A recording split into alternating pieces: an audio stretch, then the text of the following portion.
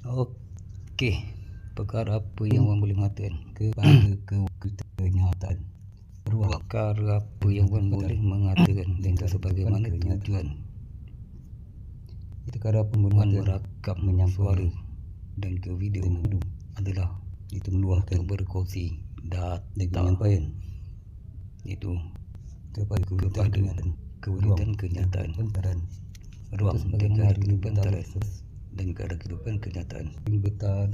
termasuklah juga video itu pada yang membuat sebelum ini itu video yang digabungkan dan video sebut juga ada kaitan dengan buku National Geographic dan sebitulah juga perkara orang juga boleh mengatakan menyampaikan video buku National Geographic adalah kenyataan jenis buku kebaikan tidak berbohong dan tidak menipu sebab perkara apa yang tidak memperbodohkan National Geographic pada kewujudan kenyataan menyampaikan ruang dan kehidupan perkara dengan kehidupan kenyataan kewujudan kenyataan itu kenyataan terdapat menyampaikan persekitaran tentang Tuhan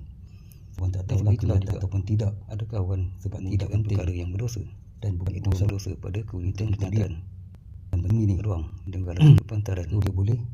dengan kehidupan kenyataan pada orang dan itulah juga pada tidak pada kenyataan buku National Geographic itu kata mengatakan sama Tuhan tahu kita akuan seolah-olah itu yang tidak ada kewujudan tidak ada kenyataan tujuan seperti dan seolah-olah National Geographic tidak bahagia dan seolah-olah seperti jiwanya berkeadaan tidak tenang. Ini semua adalah kenyataan. Itu kadang apa orang boleh mengatakan menyampaikan dan berbohongan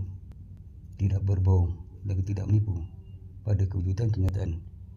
ruang dan kehidupan taran dan kehidupan kenyataan.